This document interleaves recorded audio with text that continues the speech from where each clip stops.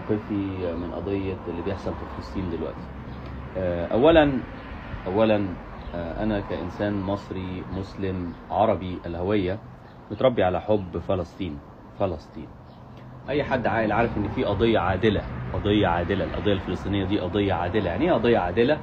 يعني هم اتظلموا، ناس جم خدوا الأراضي بتاعتهم وخدوا قتلوا في الرجالة وقتلوا في الستات واغتصبوا الأراضي، عملوا جرائم بشعة وقتلوا الأطفال وعذبوا أطفال وأصابوا أطفال، وفي ناس بقت أطرافها مقطوعة. يعني في ناس حياتها اتغيرت وناس اتهجرت، في حوالي 7 مليون فلسطيني في المهجر وغيره. فإحنا بنتكلم عن قضية عادلة حتى من منطلق إنساني، كمان من منطلق ديني. إحنا دول إخواتنا في الإسلام وكمان في المسيحية، لأن مصر دولة مسلمة ومسيحية فيها مسلمين ومسيحيين، وفلسطين دولة فيها مسلمين ومسيحيين. وبالتالي فإحنا لما نيجي هننحاز دايما، أنا هتكلم عن نفسي، انحيازي الأخلاقي دايما مع الفلسطينيين، لأن هم الطرف الأضعف والطرف المظلوم والطرف المسلوب حقه.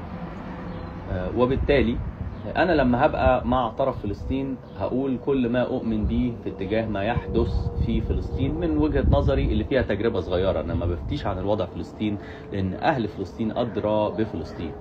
لكن أنا أقول لإخواتي بقى اللي شغالين على الإنترنت دول يقرفوا أبونا بشغل النضال بتاعهم اللي ما بيجيبش شيلن ده، اللي هو أنت لو ما ناضلتش زينا يبقى أنت مش مناضل زينا، يبقى أنت ما بتحبش فلسطين. لا يا حبيبي، لا يا زفت الطين، أنا بموت في فلسطين، أنا بموت في فلسطين يا زفت الطين. لكن انا عندي مشكله مع اي زفت طين قاعد يعمل لي الزفت طين بتاعه على ان هو ده الشغل اللي هيرجع لنا فلسطين، وده كلام ناس واهمين. يعني قصدي شغل الهاشتاجات ده سلاح ابيض في اللعبه. لعبه الحياه فيها صواريخ حقيقيه بتموت 3000، ده سلاح حقيقي.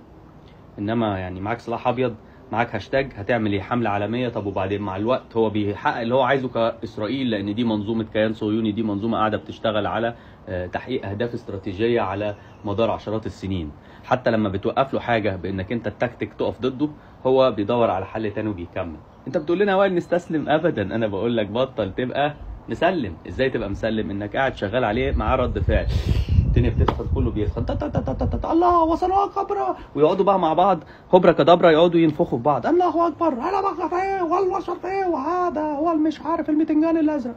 طب هي السكه مش هتمشي كده، السكه مش هتمشي كده. ليه السكه مش هتمشي كده؟ لان الواقع بيقول ان احنا محتاجين تعالى نعيد التفكير بس بالراحه. طب احنا نعمل ايه؟ انا اقول لك بس نعمل ايه. اول حاجه نفكر.